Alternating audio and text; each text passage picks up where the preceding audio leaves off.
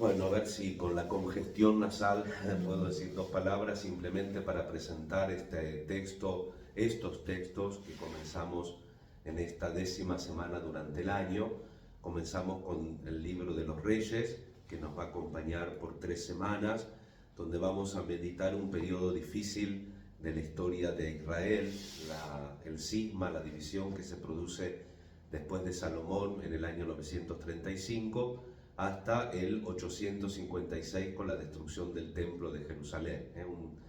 Una sucesión de acontecimientos, de decadencia social y religiosa, siempre van de la mano, la decadencia social de la decadencia religiosa, también con la participación de varios reyes malos, como este Ahab, que más malo por tonto que por malo que hacía la maldad, porque se dejaba dominar por Jezabel, esta señora fenicia que había también movido al pueblo a la idolatría. Entonces van surgiendo distintos profetas.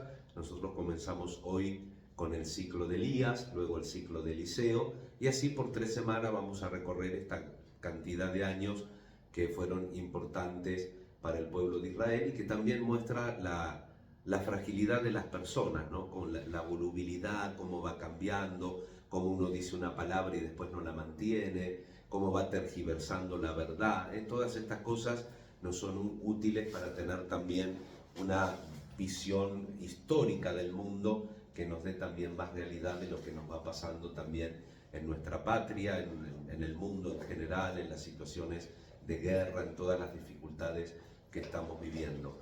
Y la profecía tiene dos características. Por un lado, el profeta denuncia los derechos de Dios y por otro lado, el profeta denuncia la injusticia social. Van de la mano. Acá también ya estaba pasando que este rey, también un poco instigado por Jezabel, se aprovechaba de la gente. Pero van las dos cosas. Para que la profecía sea auténtica y para que de verdad la profecía produzca sus frutos, el profeta tiene que denunciar las dos realidades, los derechos de Dios y los derechos de los hermanos, la justicia social que nosotros decimos. Y eso, así que vamos a tener un buen entretenimiento por 3 semanas en esta parte histórica del Antiguo Testamento que nos alecciona en el hoy de la liturgia y en la vivencia de la palabra. Y por otro lado, tenemos también 3, pero la lectura del Antiguo Testamento, 3 semanas, y ahora tenemos el Evangelio de Mateo por 3 meses. De esta semana 10ª a la semana 21 durante el año nos va a acompañar este Evangelio de Mateo, comenzando por este discurso de las bienaventuranzas. El Evangelio de Mateo, después de los 4 primeros capítulos que no hemos leído por razones lógicas, porque son de la infancia, nos presenta 5 discursos. El primer discurso es el de la bienaventuranza que hemos proclamado, y el último discurso es el escatológico, de cómo se salva el pueblo de Israel y cómo se salvan los paganos. Y podríamos decir que hay una inclusión, porque estas 8 exclamaciones e imperativos de felicidad, macaro y en el griego, los macarismos, esta felicidad que tiene que ver con lo que es el hombre en la totalidad, en su ser espiritual, en su ser psicológico y en su ser biológico. Para ser feliz hay que tener los 3, digamos así, puntos de referencia ordenados: la espiritualidad, la psicología y la biología.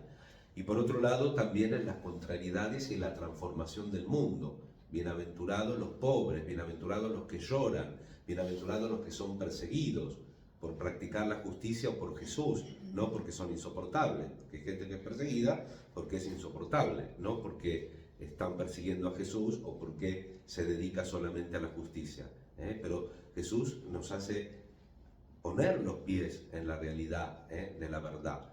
Y por otro lado vemos la inclusión en el capítulo 25, en el último discurso, en el escatológico, cuando Jesús habla de cómo se va a salvar en los paganos, los que no han escuchado el Evangelio, los que tienen otra fe, otra religión o ninguna.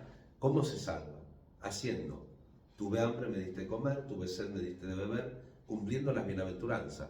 Bienaventurados los que lloran, los que serán consolados, bienaventurados los que tienen hambre porque serán saciados. ¿Y cómo? A través de los discípulos de Cristo que cumplen los mandamientos, la antigua ley, y que viven precisamente en la bienaventuranza de Jesús. Si los paganos, los que no tienen fe, se salvan obrando bien, cuánto más nosotros, ¿no? Resuena todavía lo de ayer.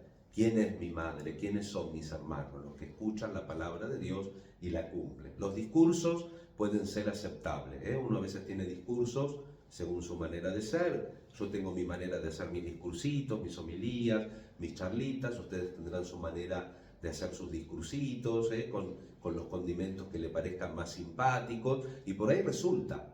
Pero eso no te va a salvar. Lo que te va a salvar es si vos escuchás la palabra de Dios y la vivís.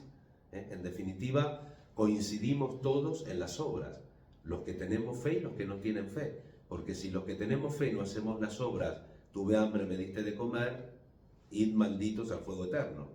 Y si los que no tienen la fe verdadera o ninguna fe y hacen las obras, ¿de dónde lo conocemos? Porque tuve hambre, me dieron de comer, tuve sed, me dieron de beber. Es la concreción de la vida de fe en la vida concreta. Comenzamos entonces esta semana con la palabra de Dios, que nos va a hacer entonces recorrer el Antiguo Testamento, y vamos a otra vez repasar en el Evangelio de Mateo la enseñanza de nuestro Señor Jesucristo, que tiene que ser para nosotros consuelo, luz y guía.